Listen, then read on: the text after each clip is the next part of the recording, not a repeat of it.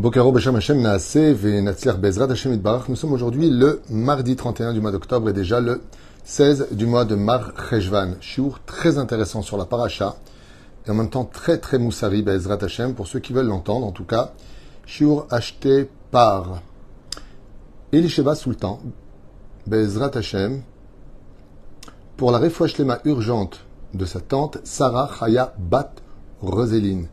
יהי רצון שהקדוש ברוך הוא ישלח לה רפואה שלמה, רפואת הנפש ורפואת הגוף, ברכה, רווחה והצלחה בכל מעשה ידיה, ותקום מחוליה בניסים ונפלאות, ישועות ונחמות, אהבה וערבה, שלום ורעות בעזרת השם, et que chaque mot de cette étude que nous allons partager ensemble, un mot de la l'irfouata, בעזרת השם, que pour de bonnes nouvelles, une longue vie en bonne santé, car Dieu peut tout. On pensera avec elle aussi à la refoua shlema de Moshe Shai ben Bezrat Hashem, Moshe Jami Ayakar, et Ishto Ayakara, à qui on souhaite un prompt rétablissement, maman Ayakara, Sarah Talfot Miriam, toute notre liste. Et on commence tout de suite ce shiur que je vous conseille vraiment d'écouter parce qu'il a une merveilleuse connotation à nos oreilles pour chacun justement de nos pas dans la vie. La paracha de Vayera est la continuité de la paracha de Lech Lecha. La famille d'Abraham vient de naître avec la naissance de Yitzhak, pour lequel, à la fin de cette paracha, Lech Lecha el Eretz Hamoria, le mot Lech Lecha revient pour la Kedat Yitzhak, 10e épreuve d'Abraham Avinu, qui fera de lui justement le père de la nation juive, celui qui va réussir à surmonter 10 épreuves. Et grâce à cela, comme vous le savez, Abraham Avinu, Bezrat Hashem, va passer de Abraham à Abraham Avinu. Où est-ce qu'on voit qu'Abraham est passé de Abraham à Avraham Avinu? La Mishnah dans Masechet Avot nous dit il y a eu 10 générations de Noach jusqu'à Avraham, et ensuite la Mishnah continue et nous dit Ad Sheba Avraham vekibel schar kulam. Mais Avraham Avinu. Alors on pose la question, on dit je comprends pas. Tu me dis qu'il y a eu 10 générations de Adam jusqu'à Noé, 10 générations de Noé jusqu'à Avraham, et ensuite tu me dis Ad Sheba Avraham Avinu vekibel schar kulam. Pourquoi le mot Avinu est-il rajouté? De là, d'ailleurs, la référence de dire Avraham Avinu. La réponse est simple. Tant que Avraham n'avait pas surmonté ses épreuves de la vie, en voyant la main d'Hachem dans tout ce qu'il entreprenait, il n'était qu'Avraham. Mais maintenant qu'il a été capable de surmonter les épreuves et de voir Hachem sur tous ses chemins, Dieu l'a fait passer de Avraham à Avraham Avinu, Avraham notre père. Car Maaseh Avot Siman Labanim, car les actions des pères se répercute sur les actions des enfants. Donc il est passé pas simplement à exister pour lui, mais pour être un phare pour toutes les générations après lui. Voilà ce que nous apprend cette Mishnah de façon assez cachée. Dans la paracha de la semaine, avec tout ce qui se passe du début à la fin, avec Sodome et Gomorrhe, on voit que Abraham Avinu, sur la demande de Sarah, parce que Ishmaël veut mettre fin à la vie, comme c'est marqué, il joue avec son arc, dit Rashi, pour tuer Yitzhak, comme quoi que cette guerre date déjà depuis longtemps, eh bien, Abraham va renvoyer Agar et son fils. Rashi nous apprend sur le fait qu'il est marqué qu'il lui donna juste une gourde d'eau et un tout petit morceau de pain, et pourquoi pas de l'or et de l'argent. Rashi dit parce que Abraham haïssait Ishmaël. Comme ça dit Rashi sur place, il y a 1000 ans en arrière. Regardez donc le texte de Rashi, si vous ne me croyez pas. Hayas son o. Son o veut dire il le haïssait. Et Rashi dit pourquoi? Alors que plus tard, à la fin de cette paracha, il reconnaît qu'il l'aime. Alors décide, tu le haïs ou tu l'aimes? Rashi dit non, c'est pas compliqué. Quand Ishmaël respecte le peuple d'Israël, Yitzhak, il l'aime. Mais quand Ishmaël se comporte mal, avec ingratitude et autres, il le haït. Donc, Abraham haït Ishmaël quand il se comporte mal, et quand il respecte le peuple d'Israël, il l'aime. C'est ce que dit Rashi il y a 1000 ans en arrière. Top, regardez vous-même et vous comprendrez. Oufren, Agar part. Abraham lui dit, pars avec ton fils. Et puis d'un coup, Vaïchalchéa, il est marqué, il la renvoya, lui faisant comprendre que Ishmaël ne sera pas l'héritier de la terre d'Israël. Vatelech, elle partit, Vateta, Bamidbar Be'er Shava. Et elle se trompa sur le chemin. Rashi intervient et là il nous dit quelque chose qui demande réflexion. Rashi nous dit, elle se trompa sur le chemin, Chazra le Gilulé Avia. Rashi nous dit, elle est repartie pratiquer de l'idolâtrie des dieux de son père. La grande question qu'on a envie de poser à Rashi, c'est sur quoi tu te bases? Sur le fait qu'il le haïssait, tu poses la question en disant, d'où je sais qu'il le haït? Comment tu peux envoyer ton fils dans le désert avec une gourde d'eau et un morceau de pain? Tu veux qu'il crève au bout de quelques kilomètres? Dans le désert? De l'or, des tentes, t'as tout ce qu'il faut, Abraham. Son haut. Il le déteste. Donc on voit dans le texte que Abraham Avinu alav shalom, il le renvoie. Mais là, elle se trompe de chemin. Rashi dit, elle s'est trompée de chemin, alors elle est partie faire Avodah Zarah. Sur quoi tu te bases, Rashi? Pour expliquer ça, un très grand rabbin de Rosh Yeshiva aux États-Unis, Rabbi Mordechai Lipter, explique ça avec une très très belle histoire qui s'est passée en Pologne.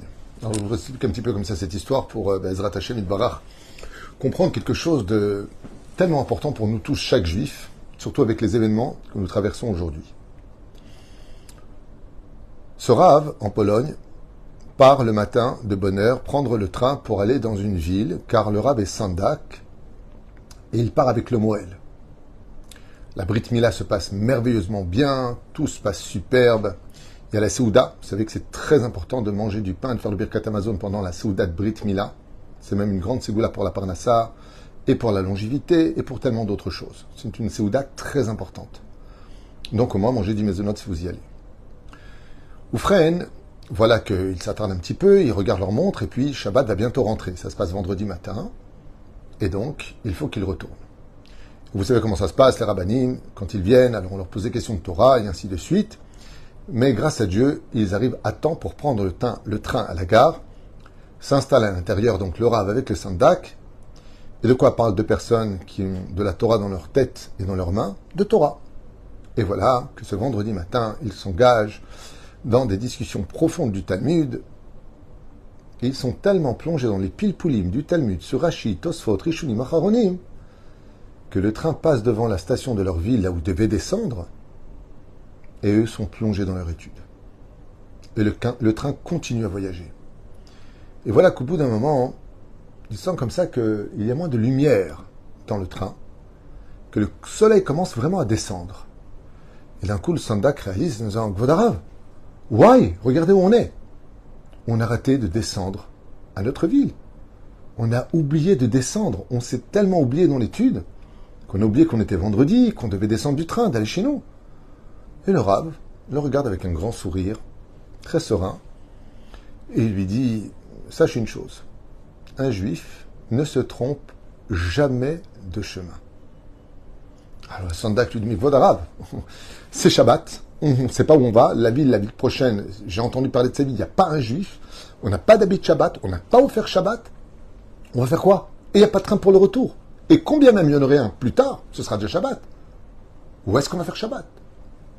Le Rav lui dit, je te répète, avec sérénité, il lui dit, calme-toi. Nous n'avons pas raté de descendre, nous ne nous sommes pas trompés de chemin. Akadosh Baruch Hu veut qu'on fasse Shabbat dans la ville dans laquelle nous allons arriver, c'est tout. Alors calme-toi. Oui, d'accord, mais les Séoudot, il n'y a pas de synagogue. Je sais qu'il n'y a pas de synagogue. On m'a jamais appelé en tant que Sandak dans cette ville. Il n'y a jamais eu de juifs dans cette ville, elle est grande. Il est un peu en panique. Mais voyons que le Rav est toujours aussi serein et souriant, tellement proche d'Hachem, le Sandak cesse de parler. Ils descendent du train, ils se retrouvent un petit peu à droite et à gauche, et le Rav voit une personne qui avait plutôt l'air propre et respectueuse, va le voir en lui demandant « Est-ce qu'il y aurait dans votre ville une bête à Knesset ?» Alors il lui dit « Une synagogue, vous êtes juif ?» Il lui dit « Oui ». Il lui dit « Non, ici il n'y a pas de juifs du tout. Dans une ville à plusieurs kilomètres derrière, 60-70 kilomètres, il y a une ville où il y a des juifs. » Il dit « Oui, nous sommes de cette ville. Mais là, nous sommes ici et Shabbat va bientôt rentrer. » À ce moment-là, il me dit « Écoutez, synagogue, je peux vous affirmer qu'il n'y en a pas dans cette ville, et des juifs ou des quartiers juifs, il n'y en a pas non plus. » Le Sandak, très défait, regarde le Rav, désespéré. Shabbat va rentrer d'ici 1 heure, qu'est-ce qu'on fait? Le Rav lui dit, très bien, et est-ce que par hasard, il y aurait peut-être un juif? À ce moment-là, la personne se met à réfléchir et lui dit, écoutez, je crois, je ne suis pas sûr, que le nouveau capitaine qui est arrivé ici il y a à peu près 3-4 semaines, il me semble qu'il est juif. J'ai entendu parler comme ça au bar qu'il était peut-être juif. Parfait, lui dit le Rav. Pourriez-vous m'indiquer où il habite? Oh ben c'est pas compliqué, le capitaine, ils habitent tous dans le même appartement. Vous allez tout droit, il explique telle adresse et vous vérifierez. Et voilà qu'à leur belle surprise en arrivant, Baruch Hashem, devant la porte de l'adresse où se trouvait ce capitaine d'armée, il voit une mezouza posée sur la porte. Shabbat rentre, et au moment où il tape à la porte, le capitaine ouvre, et là, émerveillé, se met à crier à sa femme, « Chérie, regarde ce que Dieu nous a envoyé, et il y a, à mon avis, est un ange de Dieu. Quel mérite, quel extraordinaire sroute vous me donnez, que Dieu vous bénisse, rentrez, rentrez, préparez-vous, Shabbat arrive. » Il rentre vite se doucher, il s'habille avec les habits que leur offre justement le capitaine. Il dit, c'est pas la peine à la synagogue, il n'y en a pas. Et tout de suite, ils reçoivent Shabbat. Ils sont surpris de voir un tel bonheur dans la maison. Et l'homme lui dit, écoutez, moi, je suis capitaine dans l'armée, mais je suis juif. Je ne suis pas très religieux, mais je pratique le minimum. Je m'efforce de manger cachère et ainsi de suite. Nous avons été mutés ici. Je suis obligé d'être dans cette ville, donc je n'ai pas d'autre choix pour l'instant que d'être dans cette ville. Seulement voici que ma femme a accouché. Et aujourd'hui, ce soir, c'est Brit Yitzhak. Car demain matin, je dois faire absolument, donc Shabbat matin, la Brit Mila de mon fils. Et comme je ne peux pas bouger du poste dans lequel je suis, je me suis mis avec ma femme à prier. On a mis de la tzedaka, envoie-nous un Moël, envoie-nous des gens faire la Brit Mila, c'est le 8e jour. Il y a des choses qu'on fait ou qu'on ne fait pas, mais la Brit, c'est minimum quand on est juif. Il y a des choses qu'on ne peut pas laisser choir, c'est notre identité. Et ma femme et moi pleurons depuis 2 jours, 3 jours, on n'en dort pas. Comment on va faire pour trouver un Moël? Et ma femme m'a dit, écoute, nous les juifs, on a une force dans la force de la parole, de la prière, c'est de demander à Kadosh Baruch Hu des choses. Et moi, je lui ai dit, quoi, tu crois, parce qu'on va demander à Dieu, il va nous envoyer un Moël? Donc, vous comprenez bien que quand on vous a vu, on voit pour nous le Messie, vous êtes des anges de Dieu. À ce moment-là, le Sandak regarde le Rav, il est épaté. Il est ébloui, il est épanoui. Il dit, tu te rends compte, Gvod Harav, Akadosh Baruch Hu, il a fait en sorte que dans notre étude, on oublie de descendre à la station pour arriver dans une ville où il n'y avait vraiment pas de juifs. Et donc on pouvait avoir écrit une seule unique adresse, le seul juif de la ville, pour arriver jusqu'à lui avant l'entrée de Shabbat, pour être présent, dormir chez lui et faire un Brit Mila demain matin. Le Rav l'a regardé, toujours avec le même sourire, toujours aussi serein. Il lui a dit, mon cher élève, un juif ne se trompe jamais de chemin. Quand on rate une sortie, quand on a pris la mauvaise route qui ne correspondait pas à la destinée que l'on voulait, on ne s'est pas trompé. C'est qu'on a quelque chose à faire là-bas où on arrive. Moi, je n'avais aucun doute que nous devions arriver quelque part que je ne connaissais pas. Mais maintenant, nous avons notre réponse. Car un juif, même quand il se trompe de chemin, il reste fidèle à Dieu. Ainsi explique Rabbi Mordechai Irter. Il dit, d'où est-ce que Rashi sait qu'elle est partie faire de l'idolâtrie? Parce que le texte nous dit explicitement que Agar a dit qu'elle s'est trompée de chemin. Et quand quelqu'un s'énerve en se trompant de chemin, ou que ça n'aboutit pas là où il voulait que ça aboutisse, ou que ce qu'il avait espéré qui arrive n'arrive pas, et que pour lui c'est un échec, que Dieu l'a abandonné, que Dieu n'est pas avec lui, c'est qu'il est comme Agar. Il fait de la vodazara. Parce que Akadosh Baruch Hu, quand il te donne quelque chose, ou quand il te reprend quelque chose, quand il te fait tromper de chemin, quand tu crois que tu n'es pas du tout sur la direction que tu voulais toi atteindre, c'est parce que Dieu a d'autres plans pour toi. La question est de savoir est-ce que tu verras Dieu dans tes échecs ou pas. C'est là qu'est toute la question.